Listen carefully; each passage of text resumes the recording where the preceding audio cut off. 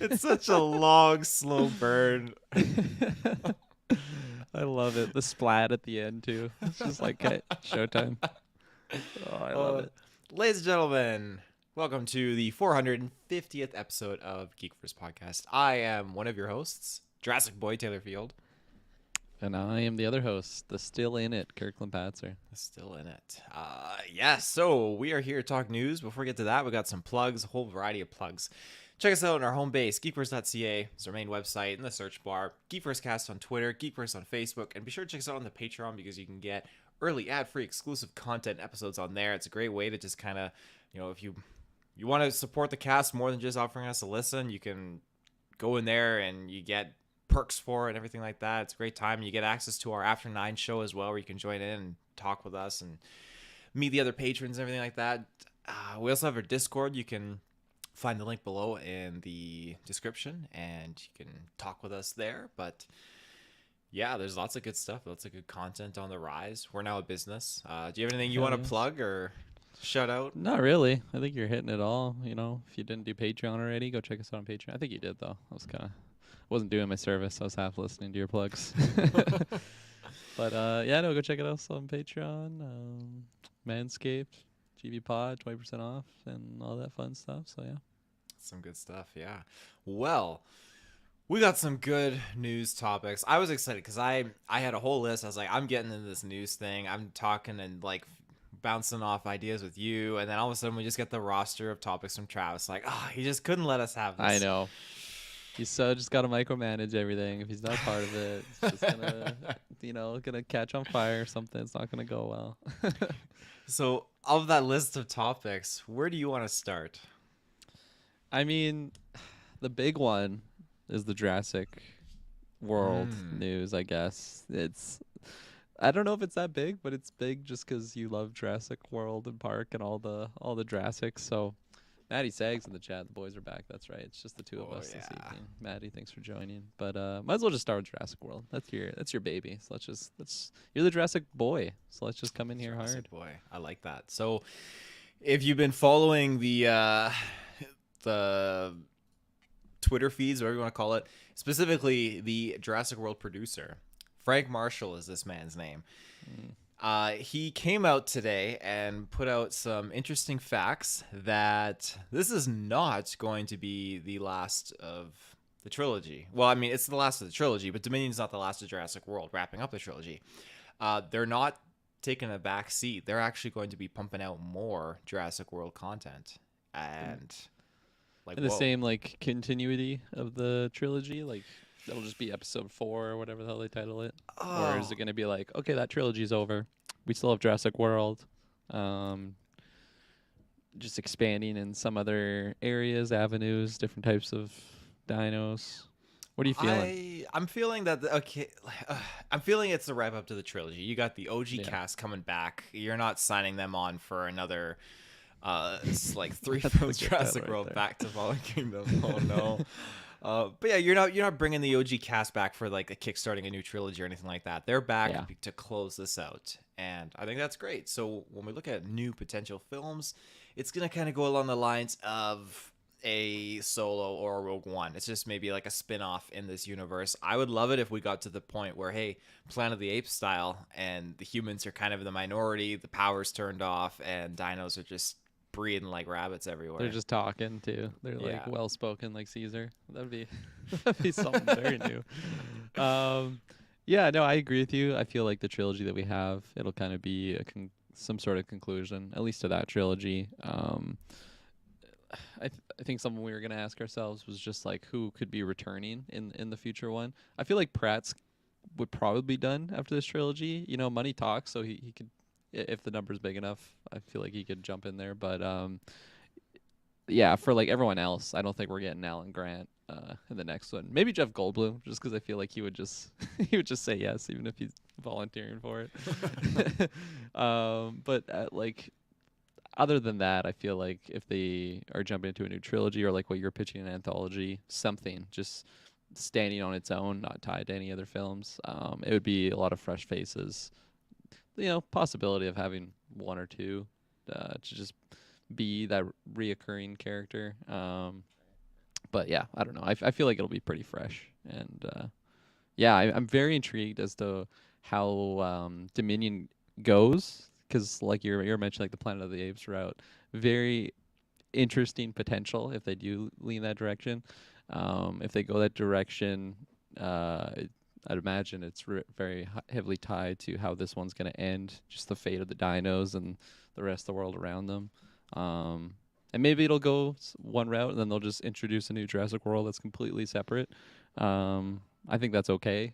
I don't think it has to be attached to it. I feel like Jurassic Park and World and just that IP as a whole is just it's a really popular IP, so it'll probably be sticking around for a while. So I think the fact that we are getting more films shouldn't be surprised to anyone.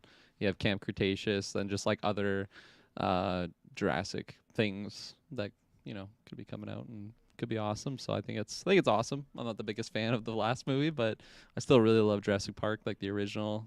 Honestly, the first three I absolutely love. Everybody shits on the third one. I know you don't, but I love that film. It's a classic. It's great. So, well, when you look at them trying to pump up more films, like I think Jurassic World to me, okay, yeah, that would be. I'm pretty sure that was a $1 billion movie. I think you're right. Because the second one was $1 billion. Yeah, okay. The first one, obviously, $1 billion because that's Jurassic Park coming back. Yeah, Maddie's with us. Yeah, Maddie's Jurassic Park with 3 us. is awesome. There you go. So yeah, Jurassic World comes out. You get 1.6 billion for that. Makes sense. Everyone wants to see these characters, these dinosaurs back on the big screen, see the park. That second one, a little bit rocky, but still, it made over $1 billion. I have no doubt in my mind it's been a long time now. Like, it's been that slow burn, and people are itching for this Jurassic World, this third one. And this third one is going to hit that $1 billion mark. That's my prediction. So when that happens, of course, they're going to be like, hey, we can still milk this franchise and get a few extra billions out of it, I'm sure, as long as they don't milk it too much. But I think something like, you're right. We got Camp Cretaceous, all these other mediums. It'd be interesting to see if they were to do a Jurassic World live action show, but I think that's not really their kind of MO. I think they would prefer to kind of keep it the big blockbuster movie stuff. So I think there's a lot of potential if they do a series live action. I think the trick there would just be really limiting the dinosaurs, have it like a lot of fun camera effects where like the presence of the dinos is felt more so than just seeing them on screen. I think there's a lot of potential with the series there, and I kind of hope stuff like that comes out of us finishing this Jurassic World trilogy and going forward with the new Jurassic titles is just getting away from the classic narrative that we're used to seeing. We go to this theme park, someone forgets to close a gate or something, and then it's just like hectic. It's fine. I'm not saying it's terrible doing that route. It's just we've definitely seen that before. So I want to get crazy. I want to get wild. I want to get some, I don't know, T-Rex with laser beams or something. Why not? Let's just go wild. Oh, it could be coming.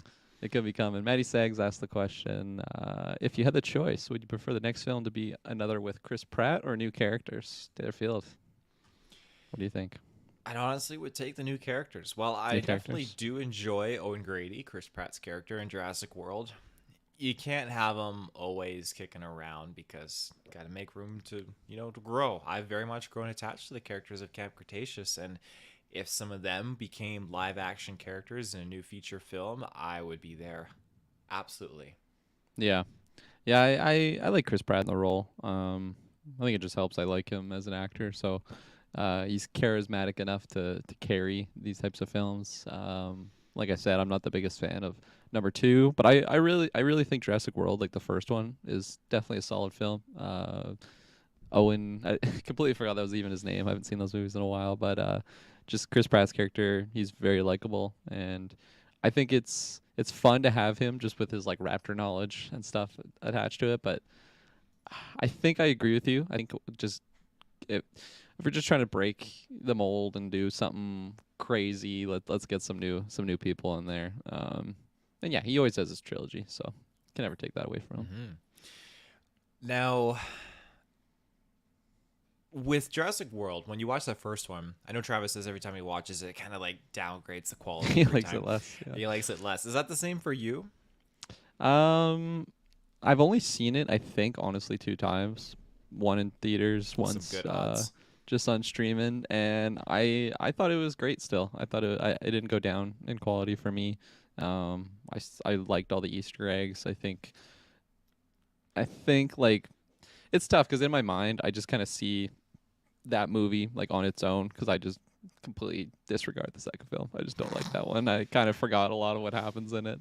Um, but I don't know. Just comparing that film to like some of the earlier Jurassic Parks, I think it's still really good. Like the Easter eggs and the callbacks to the original is really fun. The dinos look really good, and yeah, the characters I'm able to like them enough with Bryce Dallas Howard. Yeah, Mm-hmm. I always get her mixed up with Jessica Chastain. Yeah, Yeah, the other redhead. they got But, the no. resemblance. Yeah, I like Bryce Dallas Howard and Chris Pratt on screen together. They got some good chemistry there, and yeah, it's good. It's a good film. It doesn't degrade for me. At least it hasn't yet, so that's good. Yeah, absolutely. Anyone that's a big Jurassic World fan, you can check out our reviews. We got Camp Cretaceous reviews on our feed, and we'll be doing retrospectives for all the Jurassic Parks and worlds because those thumbnails have been ready and waiting since like 2015. So. Leave it on low, just stew it on the back burner, wait, Yeah. just pop off. Anything else on Jurassic World? Nope, I don't think so. Okay. I'm I'm excited to finally see this third movie. I feel like it's been such a long time coming, and whether it's good or bad, I'm just excited to like wrap up like that trilogy, and then again with this news, just move forward with some more Dino content. I couldn't agree more. And with that, we're going to jump to our first ad break of the night or day, wherever you're from, and we'll be right back. And we're back. Kirkland, where are we going next? How about? Of course, I minimize our topics here. Let's go Jane Foster. Let's go Marple route. Ooh. Mrs. Swole Padme. I guess that's not her name in the Soul Padme.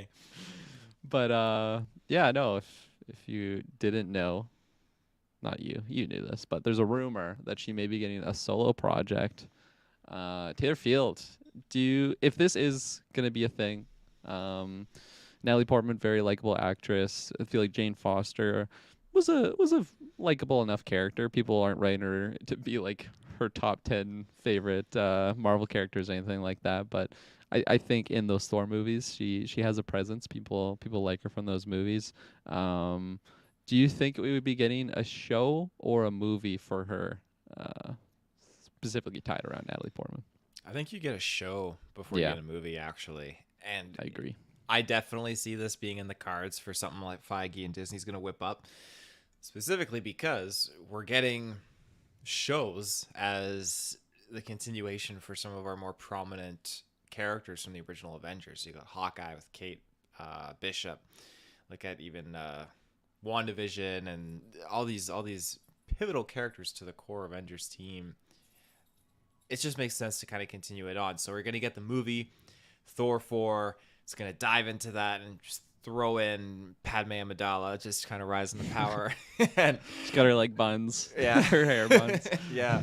So it's going to be interesting to see her kind of like get her power, get her strengths, and just the whole dynamic of the story. And then they'll, I'm sure, shoehorn her into her own series or something on Disney Plus.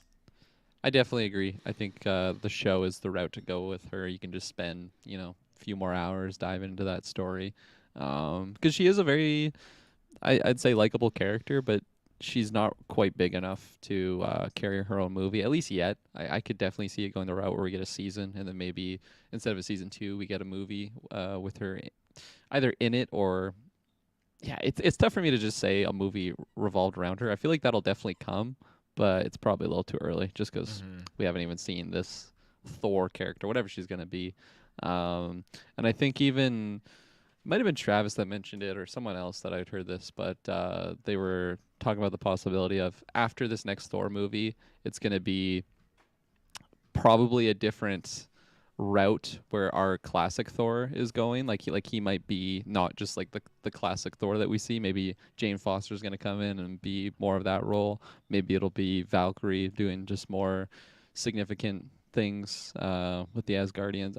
She already is the leader there, so I guess that is pretty significant. But I don't know. I could see after this movie we get two basically 2 Thors, and then maybe Jane will be like in the original Avengers, like that type of Thor. Maybe like she'll just be like the new Thor when it comes to like the new Avengers and that type of team, and then Hemsworth will be around as long as they want him around, and he's really great. I don't think it's like time yet for us to be like, okay, when's his last film coming up? I still think he has quite a few more projects with the character, so he'll definitely be in the world, but there'll definitely be like a handoff period with him and Jane Foster. At least that's my thoughts on it, and I think a show is just such a great spot to just spend time to like really like the character.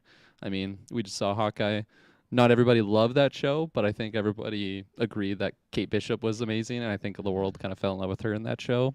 And now going forward, if she's in the Young Avengers or New Avengers, whatever it is, and maybe you haven't seen the show, it's like, oh, this character is awesome. I want to spend more time just learning about her. That's what's really great about these Disney Plus shows, is that I feel like also there's not that much.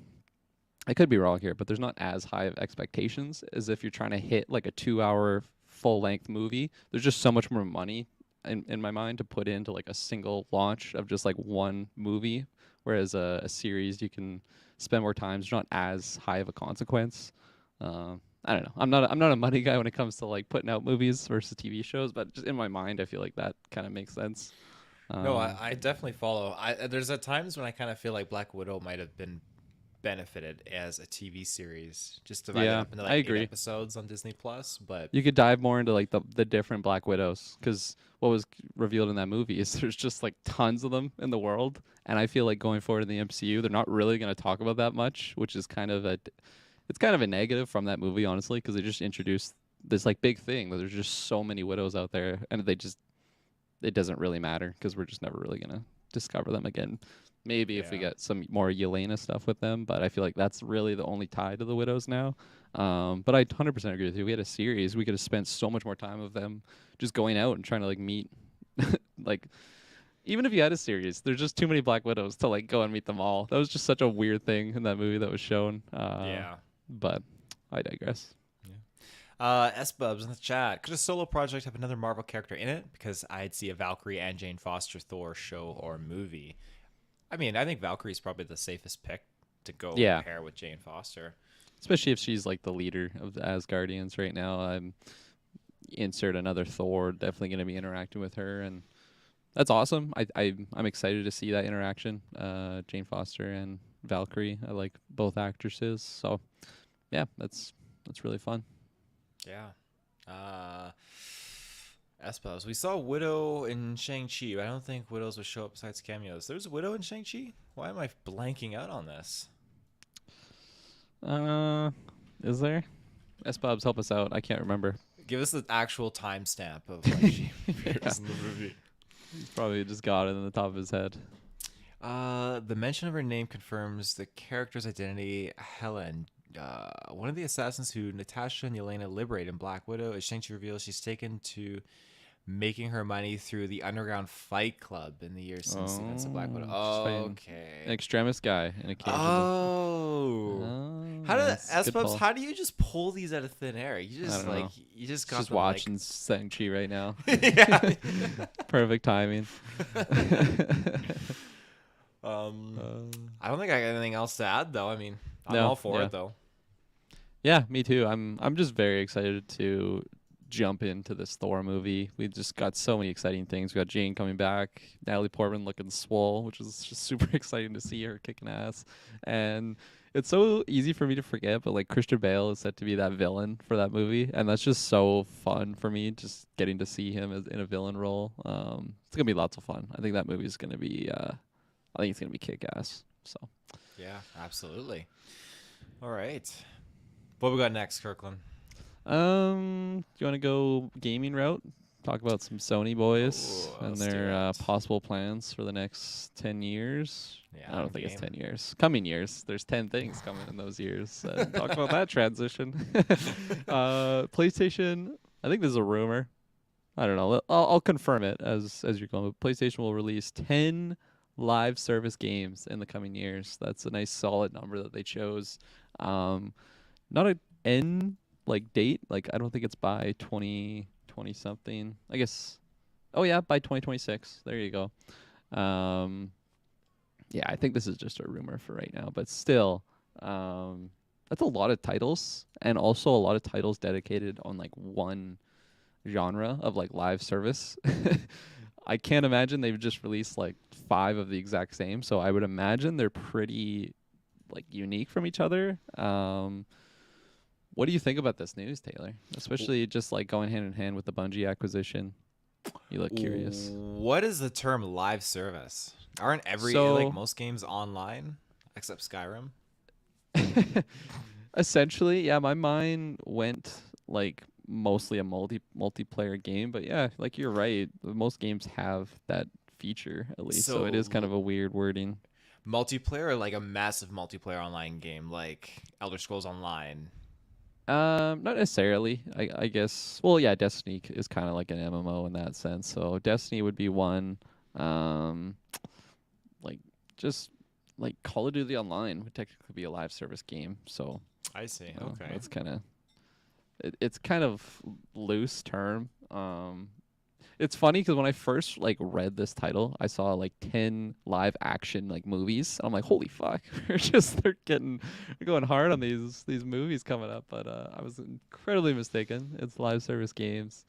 Um, but yeah, like I don't know. Do you have any ideas on like where they could be going? Like 10 is such a big number too, because I feel like it would be a big deal if it's like, oh yeah, we got 3 big online focused products coming out in the next 10 years or so. It's not even 10 years though, like 2026. That's 4 years from now. That doesn't really. It's tough 4 for me years to from really now. believe. It's tough for me to really believe 10 new live service games unless they're just like a lot smaller than I'm kind of picturing. I Well, don't it's know. like Do you what, have any ideas? 3 games a year. Third year, 4 games, because that's like, well, no, it's 4 years from now. So I mean, yeah. Like when I think of live games, that's such a unique thing because when looking at Sony's kind of history and these PlayStation titles, you don't really see them kind of diving into the multiplayer realm too much. Whenever I'm talking like you or Travis about PlayStation games, when that arises in conversations, usually you guys just comparing your progress in single player games, like your Spider-Man and those kind of titles. So, no, there's anything wrong with that. I, growing up on Xbox, have always been more, I guess now I learned the term, live service oriented.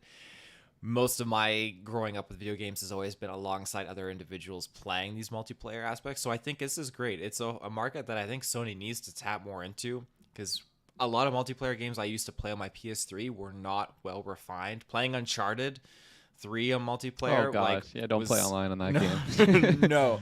Playing multiplayer Last of Us, like the only things that were like good were like the twisted metals and those type of deals, but there is nothing concrete like your kill zones or anything like that. Like it Yeah, wasn't delivering. So I'm curious to see what they bring to the table.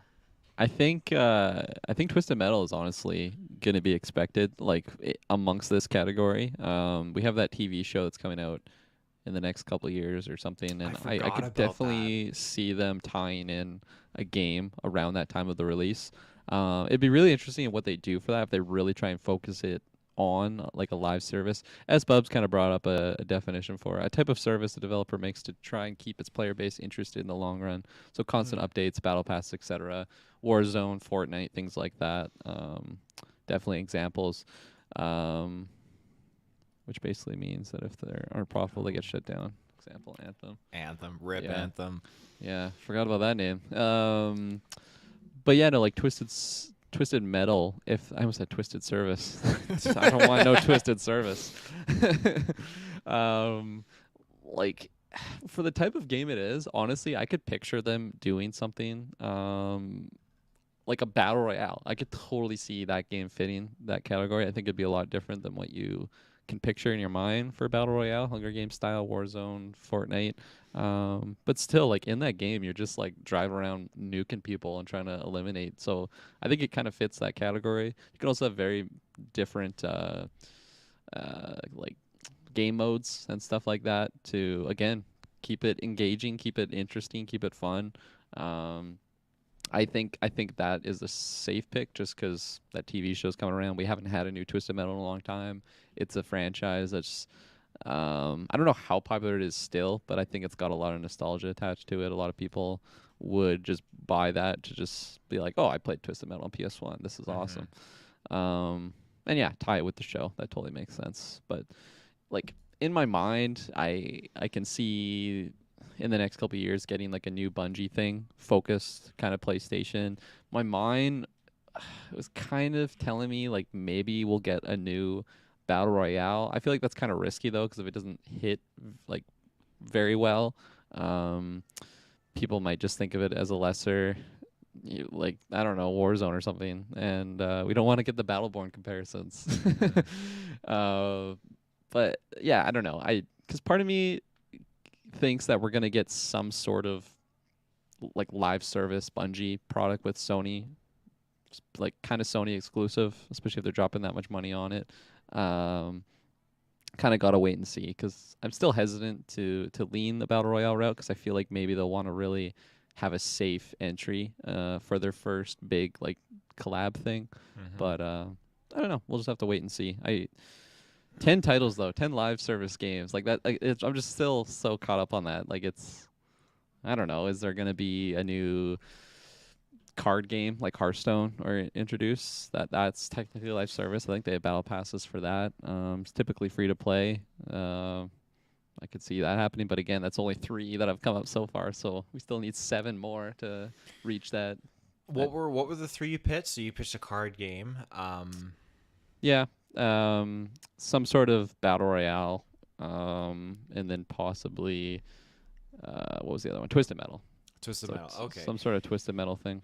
The battle royale, I think that's spot on. They have to have some adaptation of that. I think the shooter fits right in with this. I wouldn't put it past Sony to literally within between now and 2026, we'd probably see 2 to 3 shooters come out of them because they need it because they can't hold on to their breath or hold their breath. Sorry, while they wait for Xbox to make the decision to pull the plug. So Yeah. I mean, you could fill that void with 3 shooters. Yeah, Twisted Metal. If it runs full steam ahead, maybe even a second Twisted Metal out of there. Yeah, that's interesting. Yeah. Um, SBUBs again. Pretty much, you'd have to be more popular or equally as popular than Warzone, Fortnite, or Apex if it's a battle royale. We could also actually see some sort of like multiverses Sony thing. I remember they had one a while back. I forget what it was called. It like it just couldn't compete with Smash. I don't think it did too well, but it was still fun to just have those Sony characters like in a Smash type game. Maybe they revisit that and try and market because multiverse is going to be free to play with some battle pass, so maybe they go that route. That could possibly be one. Um, but yeah, I'm very curious of what like the announcements for these products could be. It's still tough for me to believe we'll actually see these 10 titles, but who knows? Maybe they're just going to be a lot smaller content. Maybe there'll be some indie titles. Um, PlayStation All Stars. That's what it's called. Thanks, S Pubs. Mm. I think when you look at these different acquisitions that are going on, when I look at the current teams that are kind of working for Sony that invest a lot of their resource into single player titles, I'm not saying they can't by any means. Like all these teams can definitely do it. I don't think those are the teams though that are necessarily going to be approached like, hey, we need these to be live service games now. I think that you see the acquisition coming into play here. That's the representation of okay, Sony's looking at getting these companies and these developers that are really good at making these multiplayer games with their creating these products, these stories, these origins, these new unique IPs. So that's where I guess the Bungie can come into a factor here. And who knows how many live service games Bungie's going to be whipping out now with those Sony bucks. So True. Yeah. No, it's interesting, and even just on our last newscast, when we were kind of breaking down that acquisition, um, like we are kind of getting caught up just how big of a dollar value that is for just Bungie alone. It pales in comparison to the recent Xbox acquisition, but still, like, I was looking into it, and Bungie has like I think it's like upwards of 600 plus employees. So like it's a really big like product. You could get a lot of mhm. different games pumping out through them, and again, you're buying like their just their knowledge of like I guess their staff too. A lot of people that are like focused on the engines that they use and just a lot of moving parts. So there is a lot of stuff that comes from like that Bungie acquisition as opposed to just a game specifically coming out of them. Like you're getting a lot of extra stuff. I'm just really excited to see. Both these big acquisitions. I'm just excited to see what comes from both of them. Really, with Activision, and yeah, with now Bungie. One other thing with Activision, actually, a buddy of mine was telling me, apparently there's some murmurs and some whispers that they could be making like a new IP through Activision, and it'll be like a survival-oriented game. So Valheim, I guess, would fit that route.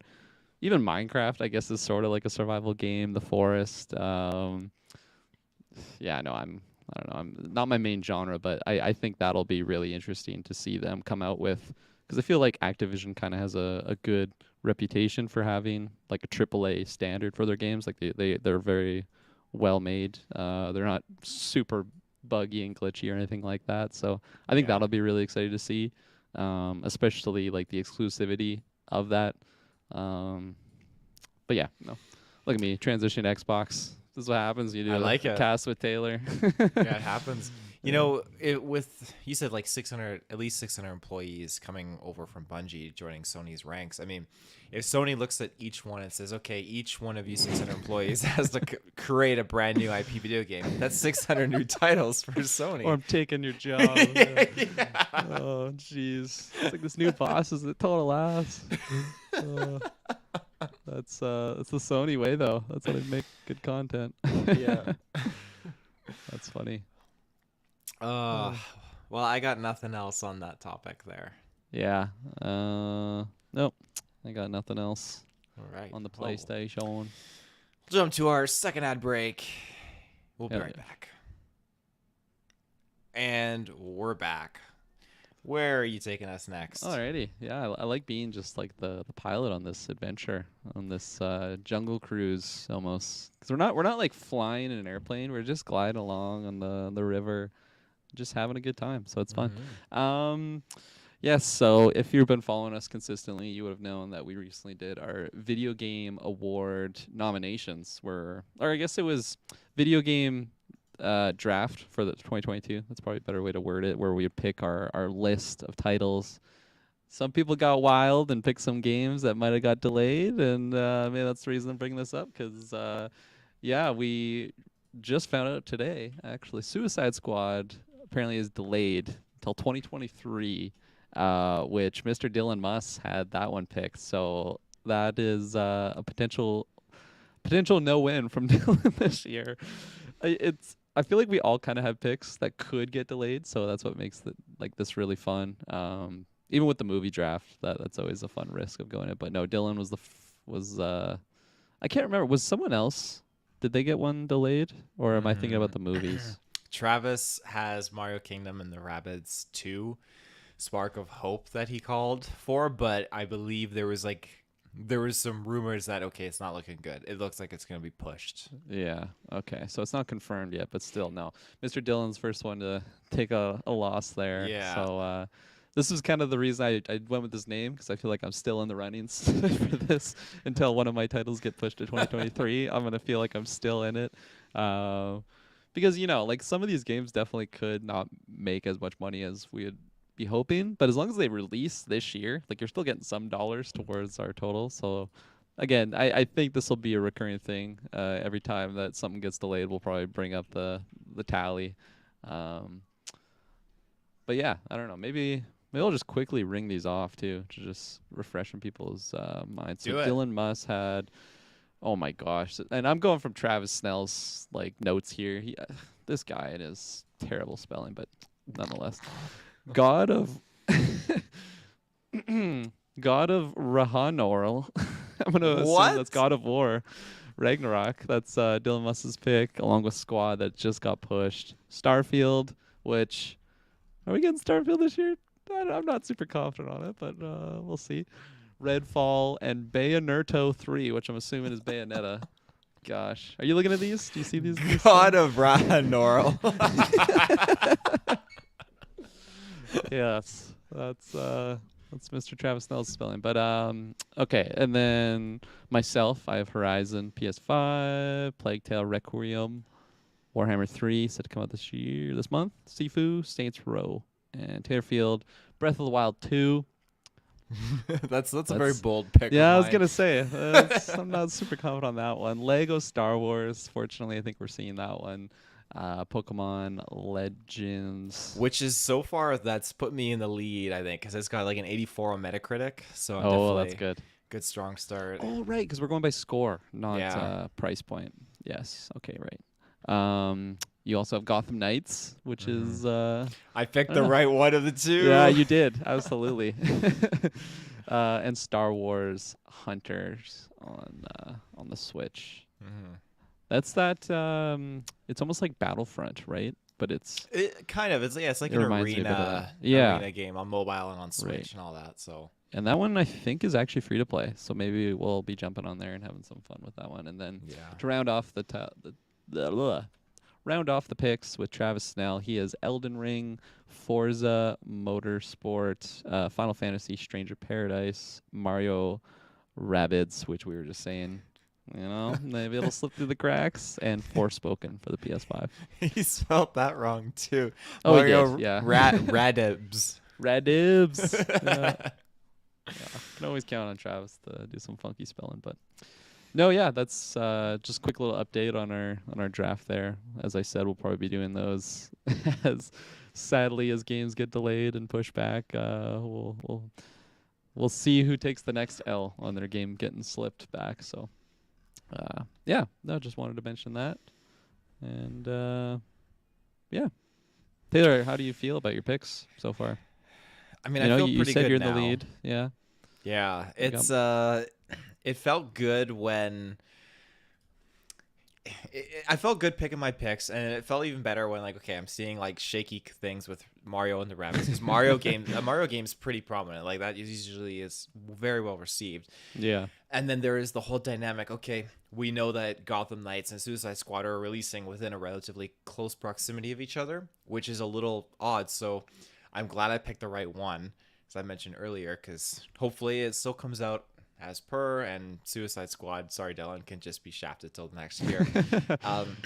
Then after we did the draft pick, they confirmed the the release date for Lego Star Wars, which is fantastic. I dropped my pre-order down on that. I'm stoked for that. So I'm feeling good, pretty good. That's awesome.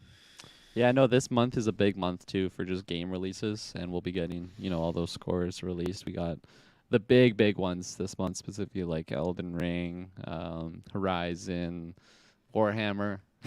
Not a huge title, but that one's dear to my heart, so I'm excited to see how that one does. And yeah, I know it's always fun doing these drafts because it's just something to kind of follow. It's like a fantasy football thing. It's just fun to follow it with some buddies throughout the year. So yeah, and you, the listeners, will be getting. I have Dying Light too? Well, no, that's coming out in 2 days. Okay. But no, I don't think anyone picked it. Now I think about it.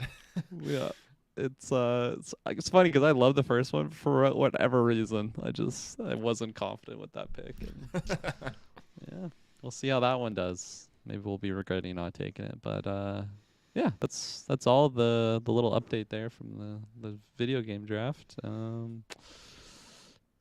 I guess I'm the navigator. Unless you want to go a specific spot.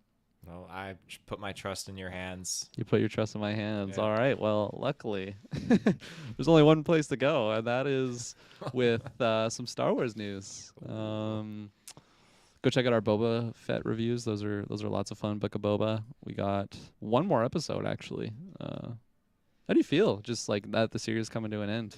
You've been super positive on the show in total, so I'm sure you're kind of sad that it's coming to an end. But I think we're in store for a really great finale.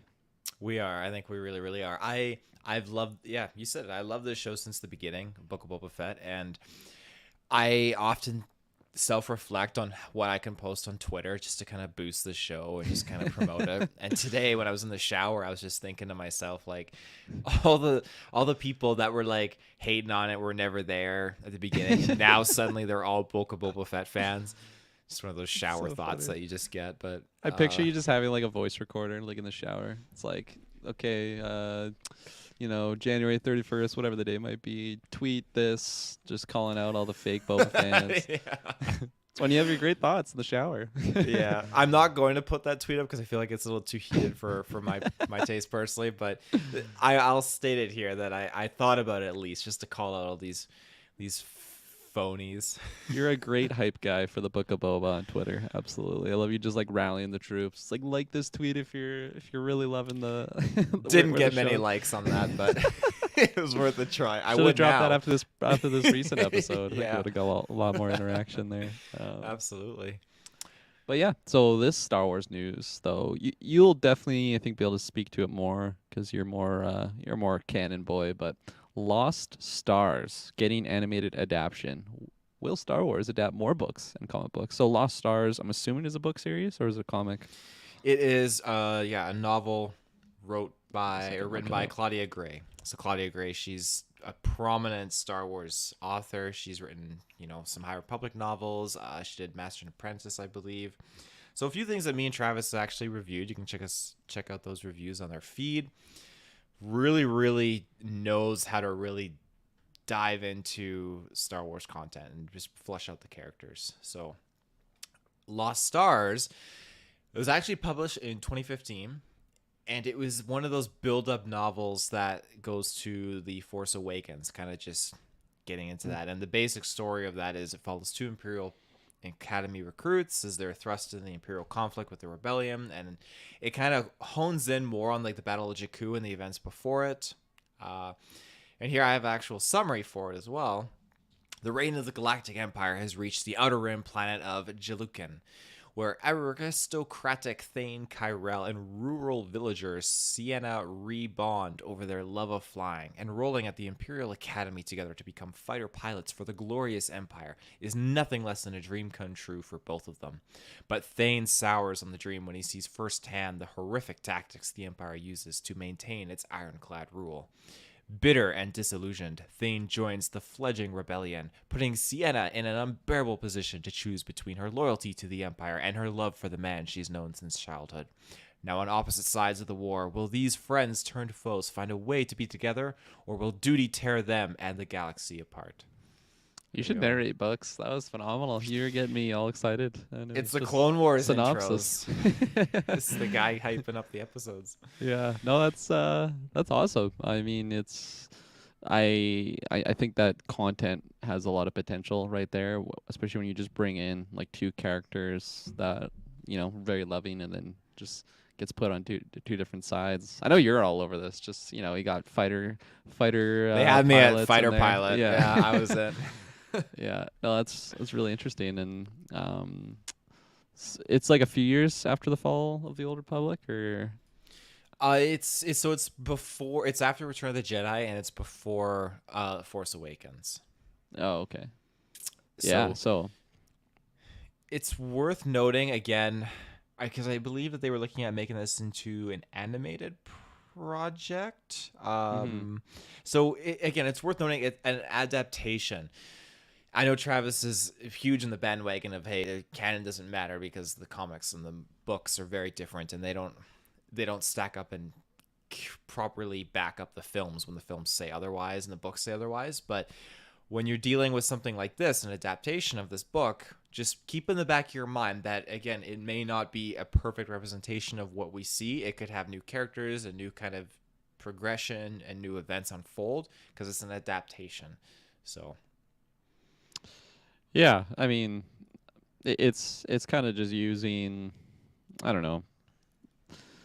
I don't even know what I would give an example. I mean, we just did comic book versions on Batman Year One, so like that isn't a carbon copy into Batman Begins, but it's just like used there for reference. A lot of things are pulled from it, but you're not tied to following it like word per word, which it just allows some more creativity. And there's going to be people that are upset because it's not exactly what the book. There's going to be people that are upset that it's not far enough away from the book. So I feel like you're kind of you're going to get hate no matter what, especially with Star Wars. Come on. When does something of Star Wars come out and it has been completely well received? Like, that is just not the case.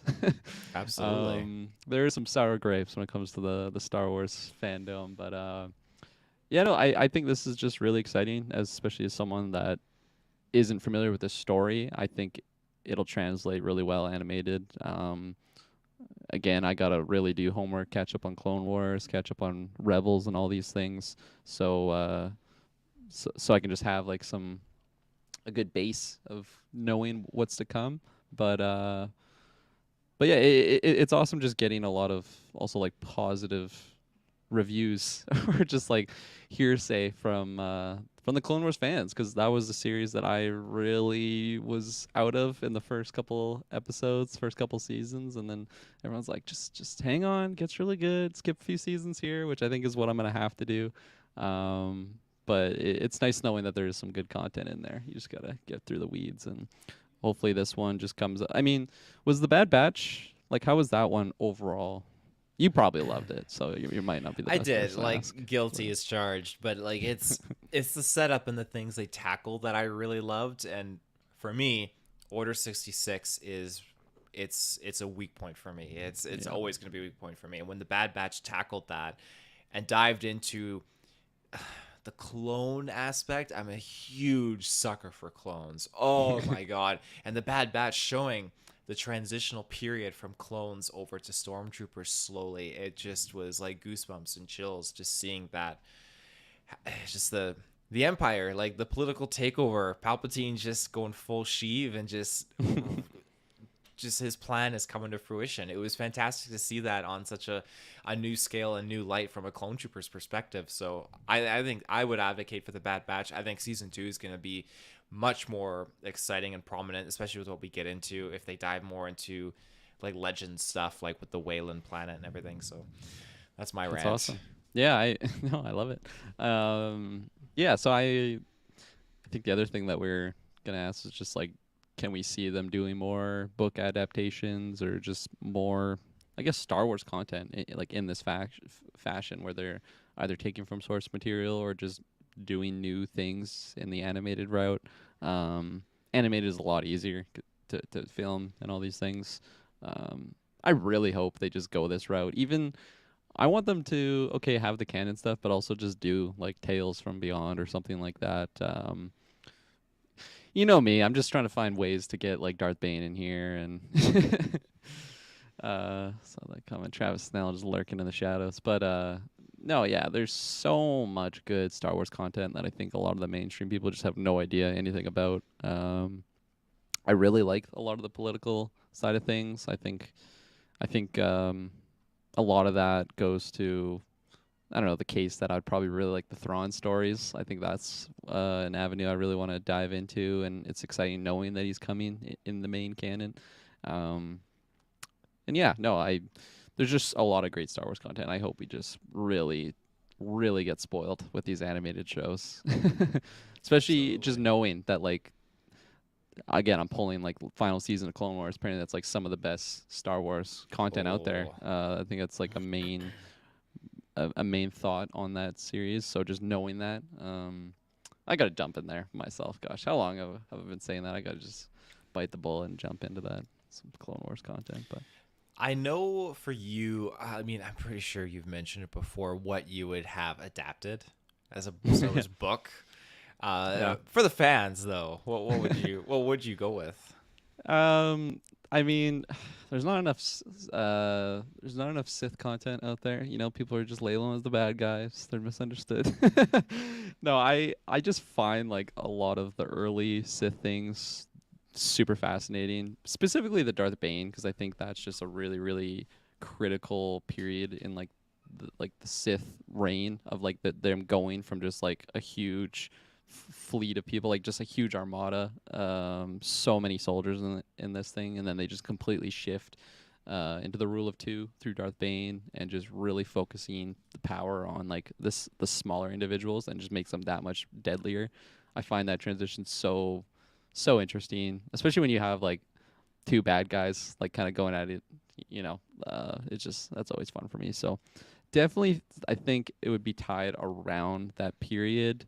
um, Another really good one I think would be the Darth Plagueis route. It's close enough to like the main prequel that I feel like because Disney just wants to really stay around this time period. Because High Republic is in that era, isn't it, as High well? Republic is at least like 200 years before Oh, the 200 Old years. Republic, Okay. so Acolyte kind of fits in that gray area in Yeah. between. So And that's where the the Plagueis period is as well. I mean, we don't have a specific date, but I that's what I'm running with because it's at the end of the Yeah. High Republic, which is very close to like give or take a couple decades probably from Phantom Menace. Yeah. No, exactly. So I think that would just be really fun. Especially like if you've read through like Darth Plagueis, it's so fun just when they're when they're in areas of like what's the best way to explain this? If you're watching Phantom Menace and you've read the book, there's things that's going on in the movie, and then you know like behind the scenes what's going on because that's the same time period, and there's just a lot of like handover things with like Plagueis actually being like in the background and like talking to Sheev, and then of course in episode 1 you don't know that he's emperor or anything like this. So I think there's just a lot of fun potential there of like being in that location where episode 1 is, but you're just seeing it like behind the curtain. I think that's really fun.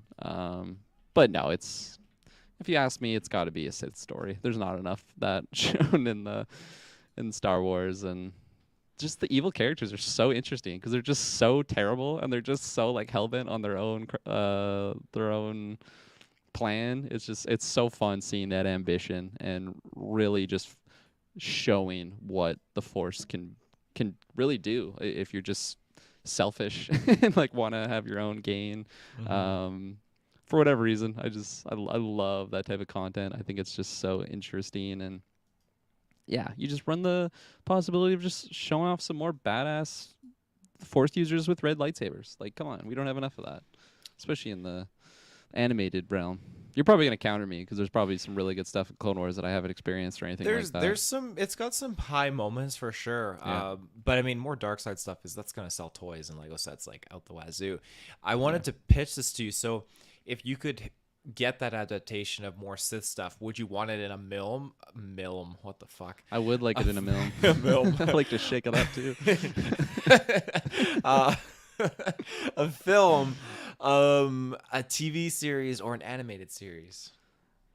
Um, yeah, I this is a tough one to answer because I could do a pitch on each like every single avenue. Honestly, I think the full length film is the hardest because you're really banking that it's gonna hit well with the common user. Maybe people would just be confused, like an average general audience viewer, if it's not really centered around the Jedi.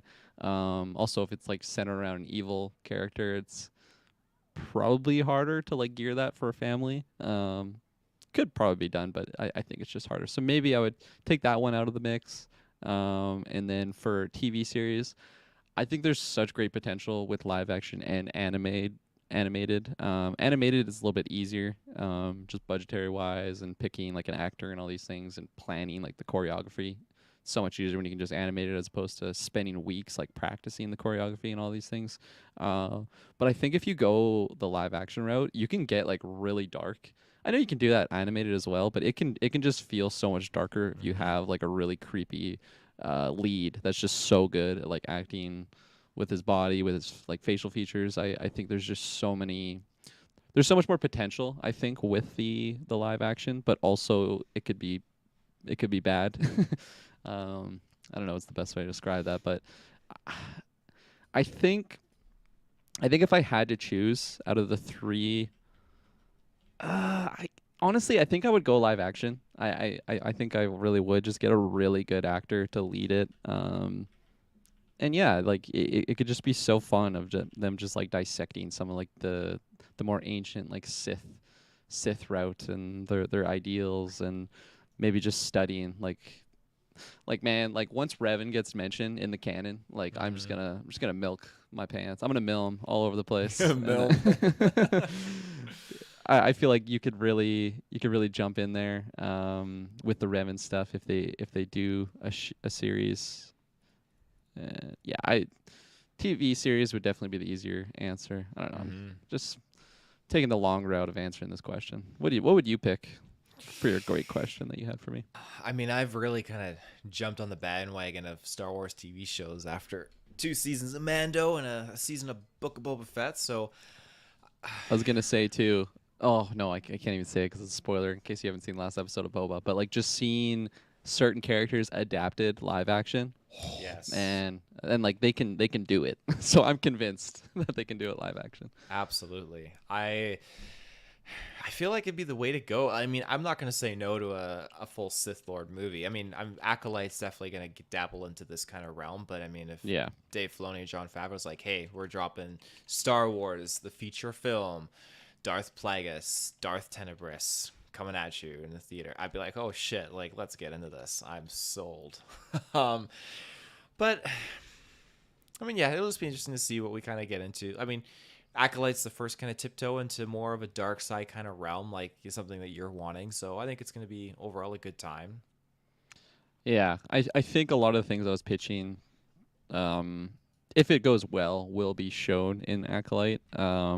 We just know so little about it that, I got to put my thoughts in there for the perfect Star Wars show for me at least. Enough of this fucking Jedi Boy Scout route of, oh yeah, the Jedi are awesome. Just, push away all the fun. You just got to live your whole life being a Jedi. It's like, Jedi are squares, man. Come on. You want the passion, the I strength. want the passion. I just want like full on fucking on my Star Wars content. There you go. In the chat, we got Teleric 1. Get the Rogue One director for Plagueis. Gareth Edwards. I mean, I'm down. I love Rogue One. It is my favorite Star Wars movie, so I'm there for it. Yeah, he's preaching to the choir here, at least for one of us. I'm definitely on the more positive side when it comes to Rogue One, as opposed to most people. I think it's a solid film, and yeah, I'm not like big on like seeing, oh, if this director's vision would just so fit well with this product. That's not really in my wheelhouse to do. I feel like there's been many instances where I've seen something from a director and then it's completely different from like another movie. Maybe it's just my lack of cinema eye or something like that. There's probably a better term for that, but yeah, why not get him in there? Yeah, right on. Do you have anything else? Oh, look at that. Look at this chemistry we have. Yeah. I got nothing on Star Wars. I'll take our final ad break. Let's do it. We'll be right back. And we're back. All right. Kirklin, you said earlier you got some fun stuff for us. Yes. So this is I've definitely done this with Travis a couple times. I think we started this in August when you had your wedding and I was away on vacation. So it was basically just Travis holding it down. And when I came back, I had just not been on like online at all. I hadn't seen any news or anything. So Travis was just listing off some news. Some of it was true. Most of it was bullshit. But it was fun because we were just able to test our BS meter. So we'll rattle off a few of these that are just, some of them are so ridiculous. I think there's going to be a lot of BS in this one, but they're it's fun talking points nonetheless. So yeah, I got some articles from Giant Freaking Robot, which I think is pretty all over the board for their credibility. I don't really go to them like at all, but Travis told me to fish on this website for some fun articles. So Taylor Field, I got this one right here. We have apparently I love all these are like exclusive too because they're just like the most ridiculous articles. Exclusive. We have Hugh Jackman in talks to return as Wolverine in Secret Wars. What is the BS meter on this for Taylor Field?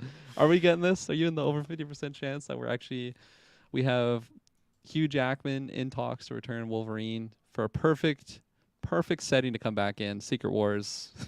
Is that the perfect setting? Fuck if I know. So at all.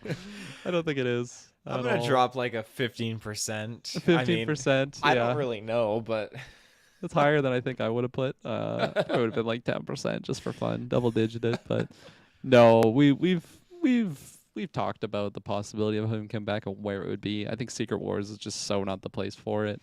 I think because Hugh Jackman is just, he's on the Mount Rushmore of like the live action casting for superheroes. You really want like a big Wolverine thing for him to be part of, not just some like side side product. I think there's this very very minuscule low chance that we're actually going to be seeing Hugh Jackman return as Wolverine in Secret Wars, and I think it's a kind of a low chance we see him as all at all come back. But that's just my thoughts. Yeah, so that was that was a quick one. Okay, so in the same realm of X-Men, we have another exclusive, Taylor. James McAvoy. You know who that is? I do. Yes. James McAvoy eyed to play Marvel superhero Darkhawk, who, if you don't know, Darkhawk, I believe he's an X-Men character. Maybe I'll Sorry, look his that name up. is Darkhawk. Darkhawk. Yes.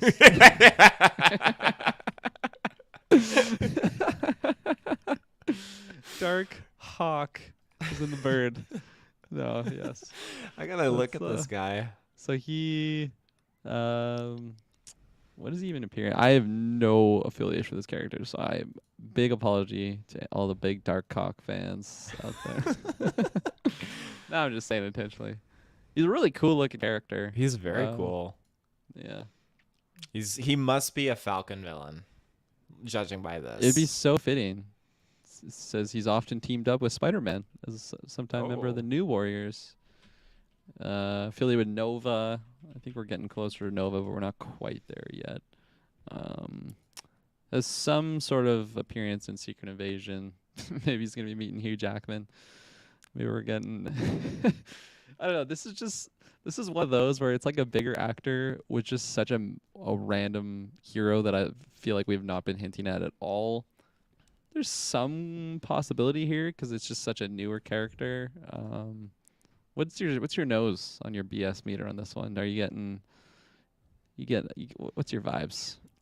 I'm not seeing it. Like, I'd probably bump it higher than my last percentage gauge, but I don't. I'd probably go like I would say 40%. 40%. I feel like the best way to actually give life and light and maybe awareness to a new Marvel character is by putting a huge name behind it. And I would go Exhibit A. What is his name? Well, Black Adam could be the one, right? That could be a good example. That's a good example. Adam Warlock. Right. So we have, why can't I remember the name? Will Poulter. Yeah. Basically. I mean, he's not like a huge name, but he's a well-known name. No one knows who Adam Warlock is. That's the GA. I mean, you heard the name mentioned in, or referenced at least even in Guardians 2. But I mean, that's been how many years ago? We've had so many new characters and heroes dived in. But when people hear the name Will Poulter playing Adam Warlock, they'll be like, oh, okay, I got to check this out. So if you have James McAvoy playing Blackhawk, then everyone's going to like, oh, what's going on here? Do you think it'd be interesting getting James McAvoy in the MCU if he's not like a mutant? Because he's just been so attached to that series as Professor Xavier. I think so. Because we saw it with Quicksilver, right? Yeah, Dylan Muss in the chat shouting out Adam Warlock. Let's go. Dylan Muss. Big Adam Warlock fan. He was pushing for Will Poulter for years. I don't think he was. I'll be seeing you Friday, Dylan. Oh, yes. Big match incoming. We didn't promote that at the beginning, but definitely stay tuned. There's some really big gauntlet matches coming up. Travis isn't here to just, spit his nonsense. You can claiming just trash talk him. It's a little bit below me as the champ. It's like, why bother myself with the trials of some ants when I can just sit up on my my throne here with my big shiny golden belt. But nonetheless, we'll have some good times there. It's a little mini gauntlet plug. So, but yeah, James McAvoy. I played Darkhawk. I think I'm kind of with you. It's plausible. I think going forward, who knows where we're gonna be? Like, I can only imagine in like 10 years all the different types of heroes that are just in the MCU that I've never heard of. It's really exciting because, again, it just exposed me to a lot of characters like Kit Harington as Black Knight. I had no fucking idea there was a Black Knight superhero out there somewhere. I'm really excited to see his appearance and just learn more about the character. But same with Nova. Like, I didn't know anything about Nova or Nova Corps or anything like that. So that's fun. That's coming, somewhat in the near future. But yeah, probably like 40% for this one, just because there's been no murmurs about it. Yeah. I think a big name like this, there would have had bigger ripples. So Yeah. not quite past the 50% mark. All right, this is a fun one. Exclusive. Ooh. I love saying exclusive. David Harbour's Red Guardian getting a series. Travis Snell. Taylor Field. What are your thoughts on this? I honestly, I'm gonna drop like a 80%. 80%, yeah. I like it. It's really easy to picture this as well. I think because we're watching Peacemaker, and I feel like this show would just go very similar to that. It probably wouldn't be as raunchy, especially under the Disney name, but still, I think the humor could be really similar to Peacemaker, again, other than the raunchiness. But I think he was a character that wasn't the shining star in that movie. It's tough when you're competing with Florence Pugh, but still, like I think he was really fun, and I think it's a character that I want to see more of, and I think. Just with a lot of the stories, believe them or not, that he was spitting when he was kicking Captain America's ass, and like all these things that he was saying in the movie, I think that would be lots of fun. I think you could do this in modern day, like him, just like after he says goodbye to Black Widow, Natasha. Gosh, slow with pulling her name there, but or you could do it like again, just flashbacks. You could get David Harbour just shredded and like him in the prime of Red Guardian era. I think that would be lots of fun. Yeah, no, I'm definitely over the 50% on this one. I think there was some talks about it too around the time of the show. It probably got just pushed to the wayside with all the ScarJo controversy with her suing Disney, but yeah, I don't think this is out of the realm of possibility at all. And again, it's just another place to plop Yelena Belova in there. So Yeah. let's get her in some more Disney Plus content. But definitely could see this as a D plus show. So don't know time frame or anything like that. We don't worry about that. We're sharing some BS articles here. So next one, another exclusive here, Taylor. Tom Hanks finally in talks to join Marvel. What do you think? Do you think it's a possible casting? None of us have had him in our superhero draft or anything like this, but it's a big name. I feel like the MCU is just so big that eventually like every actor is just going to have a part of it like sooner or later. Tom Hanks is a big one though. I don't know, like I can't picture him as any role, but I could also just see him being like a random villain, like just tossed in there randomly. Like maybe he's just like, I want to be a part of this Marvel content. I would drop a 10% chance that 10, happens. lower than what was the first we spewed off? I don't even remember now. It was so baloney. Like as S Bub says, Tom Hanks is Tom Hanks. I could see that before he plays an actual like hero or villain. Yeah.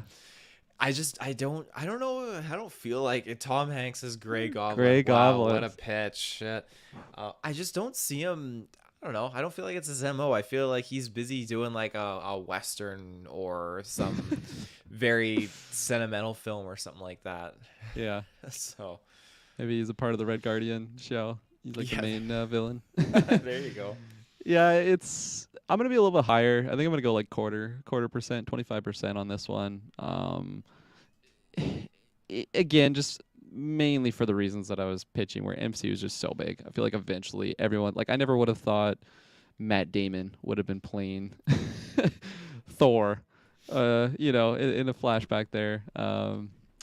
Or no, sorry, he was Loki. He was the trickster. What am I doing? Trickster. So I think everyone could possibly make an appearance in here. So won't write him off. Won't go 10% like you, but this again would have been a bigger deal. Like it would have been more talks out there. Tom Hanks is MCU Norman Osborn. Not my Norman. I wouldn't want that. Just get Defoe. He's part of the MCU now. So, but yeah, no, I don't think it's very likely. It's just maybe like years ago when he was younger, it could just fit. When he's winning Oscars and just bouncing around between Oscar films and just being Marvel, but I don't think that one's very likely. All right, so this last one, unless you have a fun one to bring up, top of your head. No. I don't. All right, we'll leave it with this one. Apparently, Mr. Kevin Feige is meeting with people. Apparently, one of the people that he's meeting with is J.J. Abrams, for a Marvel project. Taylor Field, big blockbuster guy. You know, Star Wars, Star Trek. He can make those big films. Hasn't done a Marvel once yet. I'm gonna drop 90%. Oh, I feel like this has a lot of girth to it. Like, he's already got his foot in the door with Star Wars and with Disney there, and every film he's done for Disney, every Star Wars film he's done for Disney broke $1 billion. That's a success. And sure, it's a little controversial, you know, Rise of Skywalker, and then you have the whole dynamic Force Awakens being kind of just a carbon copy of A New Hope. That being said, when you have J.J. Abrams put into the director's chair, and you have Filoni presenting him with all these writers and this kind of general narrative, what they're going for in this cohesive story, I think you could have a more refined project that is just blown out of the water by J.J. Abrams. I love how J.J. Abrams does his films. I'm a big fan of his kind of art style and how he directs with these projects. So him spearheading a Marvel film would be right up my alley. I think it has got a lot of credibility and could happen. Yeah. I think I'm over 50% as well. I think this is one where I'm kind of surprised it hasn't happened already. J.J. Abrams is like just a big blockbuster name. Say what you will about the Star Wars content, but like those Star Trek movies, I think were really well received. I really enjoyed them. And yeah, just like all the things that he's done through his company, Bad Robot, I think is the producing company. But it's, I feel like my only hesitation is he like too big to just like come over and do like a random Star Wars content, or Star Wars Marvel content, which might be a weird thing to say just with some of the other directors that have been in Marvel. I'm not saying like you can be too big for this huge thing that's MCU, but like he definitely brings over his own fans, and I feel like that's interesting when you have a director just at that level where he just has his own fans of.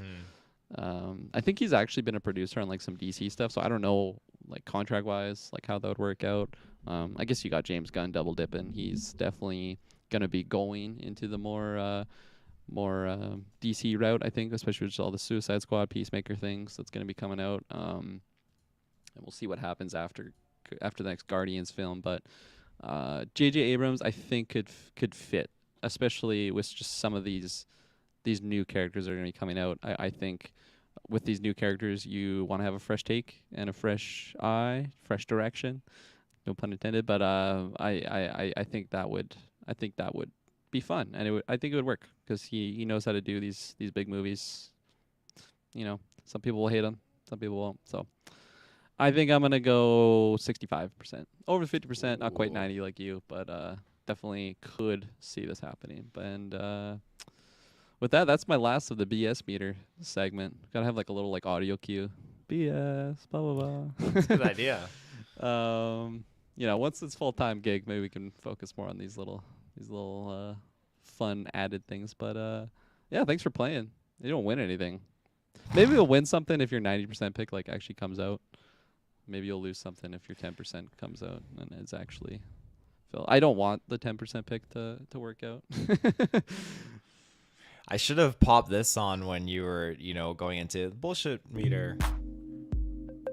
Oh yeah, I forgot about these background sounds. You're feeding the ducks. Ooh, this is the feeding duck one. That's good. I feel like this could be like good, just like an ad read like background too. Just like yeah, maybe just like some sensual projects. Some sensual projects. You get your like DJ voice.